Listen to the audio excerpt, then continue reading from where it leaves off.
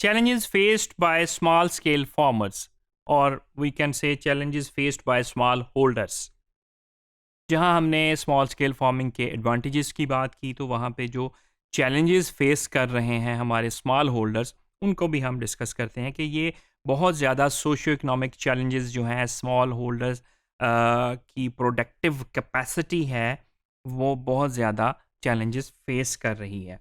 तो उन चैलेंजेस में कौन कौन से चैलेंजेस हैं? सबसे पहले तो इनसफिशिएंट एक्सेस टू मार्केट. कि जो स्मॉल होल्डर्स हैं उनकी जो मार्केट पे अपनी फसल को बेचने की एक्सेस है वो इतनी सफिशिएंट नहीं है. इंफ्रास्ट्रक्चर की बहुत ज़्यादा शॉर्टेज है, बहुत ज़्यादा कमी है. टेक्नोलॉजी जो है और उसकी अफोर्डेबिलिटी जो है वो उसके बहुत ज़्यादा मसाइल हैं. High marketing and transport cost है. जब मार्केट में वो अपनी फसल बेचने जाते हैं तो जो ट्रांसपोर्ट कॉस्ट है, ट्रांसपोर्ट कॉस्ट के एक अपने अलग से बहुत ज़्यादा लॉन्ग डिबेट है उसकी. ट्रांसपोर्ट कॉस्ट क्यों ज़्यादा है? हम फ्यूल प्राइसेस इंक्रीज़ हो रहे हैं, व्हीकल प्राइसेस इंक्रीज़ हो रहे हैं, जो महंगाई बहुत ज़्यादा हो रही है उस वजह से ट्रांसपोर्ट कॉस्ट में इंक्रीज़ आ जाता है. फिर जो मार्केट की है अखराजात वो बहुत ज़्यादा हो जाते हैं. फिर लिमिटेड रिसोर्सेज हैं हमारे स्मॉल होल्डर्स को, जिसमें कौन कौन से रिसोर्सेज की कमी ज़्यादातर देखने में आती है. ऑफ कोर्स स्मॉल होल्डर्स जो है लैंड रिसोर्सेज तो लिमिटेड हैं ही हैं, उसके अलावा जो उनके ह्यूमन कैपिटल है वो बड़े लिमिटेड रिसोर्सेज होते हैं. तो small holders often have limited access to market for both input and output. तो इनपुट के लिए भी उनकी जो मार्केट एक्सेस है वो प्रॉब्लम में है, और आउटपुट के लिए भी मार्केट एक्सेस प्रॉब्लम में है. अगर सीड लेना है तो उसकी सीड की अवेलेबिलिटी, सीड की कॉस्ट बड़े मसाइल हैं. तो फिर जब एक फसल तैयार होके फसल को बेचना है तो उसके भी एक अलग से मसाइल होते हैं उनके लिए. लिमिटेड एक्सेस टू प्रोडक्टिविटी है, इन्हांसिंग टेक्नोलॉजी. फिर डिसऑर्टेड लैंड टेन्योर स्ट्रक्चर जो है वो बहुत ज़्यादा मसाइल करता है. Insecure property rights and under developed land rental की बात करते हैं. लोअर प्रोडक्टिविटी, इन्हांसिंग इन्वेस्टमेंट है. फिर lack of access to education which could help to build the skill needed to manage on and off farm production. ये जो education है, overall education की भी अगर हम बात करें और एग्रीकल्चर एजुकेशन की बात करें तो उसमें बहुत ज़्यादा कमी है. उस एजुकेशन जो इन्हांस कर सकती है आपकी ऑन फार्म एक्टिविटीज़ प्रोडक्टिविटी को भी, और ऑफ फार्म एक्टिविटीज़ और प्रोडक्टिविटीज़ को भी. अब ऑन फार्म एक्टिविटीज़ कौन सी हैं, ऑन फार्म प्रोडक्टिविटी कौन सी है, ऑन फार्म प्रोडक्शन कौन सी है? जो आप फार्म में अपनी फसल उगा रहे हैं उसमें उसकी सोइंग से लेके, उसकी मेंटेनेंस से लेके, उसकी हार्वेस्टिंग से लेके, वो सारी चीज़ें. फिर ऑफ फार्म है जब आपकी फसल आप ऑफ लोड करते हैं फार्म से, जब उसकी मार्केटिंग का टाइम आता है तो वो ऑफ फार्म प्रोडक्शंस की हम बात करते हैं. तो ये सारी चीज़ें. फिर small holders have become increasingly vulnerable to a spectrum of emerging climate, health, price and financial risk and challenges as well.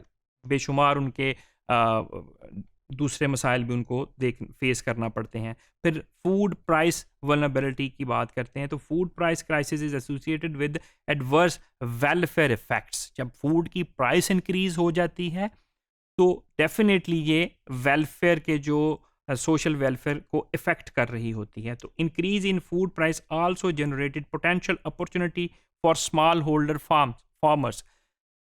देखने में तो ये आता है कि जब फूड के प्राइस इंक्रीज हो रहे हैं तो ये इसका बेनिफिट जो है ये स्मॉल होल्डर्स को भी जा रहा होता है, लेकिन ऐसा देखने में नहीं आता, ऐसा होता नहीं है. जैसे एक एग्जांपल हम इस वक्त प्राइस उसकी राइस की देते हैं, तो राइस की फसल जो है, राइस की प्राइस बहुत ज़्यादा हाई थी पिछले साल देखने में आया. तो इस वक्त भी एक्सपेक्ट फार्मर यही कर रहा था कि ये प्राइस उतनी या उससे थोड़ी सी ज़्यादा होगी, लेकिन देखने में क्या आया कि जब राइस की फसल की सेलिंग हो रही है तो उसकी प्राइस बहुत ज़्यादा डाउन है. वो फसल की इस वक्त प्राइस डाउन इस वजह से है कि जो मिडल मैन है, जो मार्केट सिस्टम है, जो डीलर है, उसने इसकी प्राइस को इस वक्त डाउन किया है. जब ये फसल किसान से, काश्तकार से उठा लेगा, जब इसको फैक्ट्रीज़ में जाके ये राइस की फॉर्म बनेगी तो राइस पर पिछले साल से कहीं ज़्यादा और उसकी प्राइस हो जाएगी। तो ये फूड प्राइस वल्नरेबिलिटी की अगर हम बात करें तो फूड प्राइस इंक्रीज़ होने से, चीज़ों की प्राइस बढ़ने से फार्मर को डायरेक्ट फ़ायदा नहीं होता। ये फ़ायदा डायरेक्ट थर्ड जो पार्टी है वो ले जाती है। फिर हार्ड फिजिकल लेबर है, working long days of hard manual labour can be very exhausting and damage your body in many different ways. तो जब फार्मर की आप देखते हैं कि सोशल सर्विसेज अवेलेबल नहीं है, हेल्थ सर्विसेज अवेलेबल नहीं है, लॉन्ग आवर्स वर्किंग है, हार्ड वर्क है, तो जब फिजिकल उनकी हेल्थ डिस्टर्ब होती है तो ओवरऑल फार्म की प्रोडक्शन डिस्टर्ब हो जाती है। जब फैमिली का हेड जो एग्रीकल्चर को डील कर रहा है वही फिजिकली अनफिट हो गया तो एग्रीकल्चर स्मॉल होल्डर तो था ही फैमिली इंटरप्राइज, तो ओवरऑल आपका वो चीज़ें सारी डिस्टर्ब हो गई। फिर हाई रिस्क है, उसमें रिस्क ज़्यादा कैसे, अगर कोई एक्सीडेंटल कोई इशू हो जाता है, कोई इंजरी हो जाती है ड्यूरिंग एग्रीकल्चर वर्क या अदरवाइज कोई इंजरी आ जाती तो वो बड़ा हाई रिस्क है। तो फिर क्या होगा, फिर जो एक मेन बंदा फार्म की सारे काम की देखभाल कर रहा है तो वो फिर क्या होगा। फिर high dependence on unpredictable factors हैं, वेदर एक बहुत मेजर फैक्टर है कि जब अगर बारिशें ज़्यादा हो गई और बेवक्त बारिशें हो गई तो वो आपकी फसल को तबाह कर देंगी और स्मॉल होल्डर्स के पास तो होता ही वो कुछ है।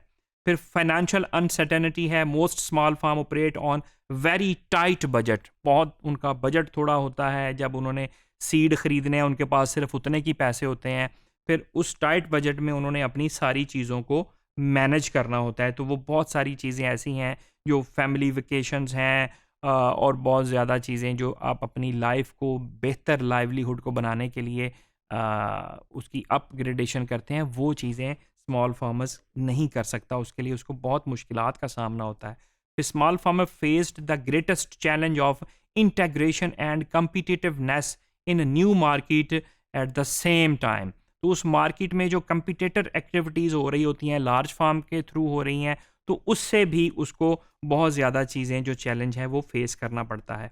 They are constrained by lack of basic public services, जो पहले भी जिक्र किया कि सोशल सर्विसेज और पब्लिक सर्विसेज की बहुत ज़्यादा ये लैक कर रहा है ये वाला सेगमेंट। एज अ रिज़ल्ट फिर क्या होता है कि policy reform, market liberalisation as well as budgetary and capacity limitation जो है। Small farmers have traditionally survived on subsistence production, though many in the last 3 decades have experimented export crops with occasional success and many failure। तो जब ये export के लिए small farmers अगर कुछ produce करता है तो ज़्यादातर हम देखने में आ रहा है कि as compare to large farmer के ज़्यादातर फेलुअर स्टोरीज ज़्यादा हमें देखने में आती हैं as compare to success stories, वो बड़ी लिमिटेड हैं success stories. They have not benefited from industrialisation and export orientation of agriculture. जैसे हमने बात की कि बेसिक तो सारा हम इंडस्ट्री की बात करते हैं तो जो टेक्सटाइल इंडस्ट्री है वो बेस कर रही होती है कॉटन पे, जो शुगर इंडस्ट्री है वो बेस कर रही होती है आपकी शुगर केन पे। तो जो फार्मर है उसको डायरेक्ट बेनिफिट नहीं आ रहा होता, ना इंडस्ट्रियलाइजेशन का, ना उनकी प्रोडक्ट की एक्सपोर्ट का। तो वो जो मेन बेनिफिट्स हैं, वो जो कैपिटलिस्ट हैं हमारे, मेजर बेनिफिट्स वो ले जाते हैं। In the globalised market small players have been marginalised. तो स्मॉल प्लेयर्स जो है, जो स्मॉल होल्डर्स है, ये हमेशा से मार्जिनलाइज्ड ही रहा है, जबकि दूसरे जो हैं वो ज़्यादातर कैपिटलिस्ट होते। Small farmers remains neglected and the market fuller exploitation of growth potential of agriculture all the more difficult. A landlord who control 50 acre of land needs more finance। तो जो कैपिटलिस्ट है, जो लैंडलॉर्ड है, ज़्यादा benefits वो उठा जाता है।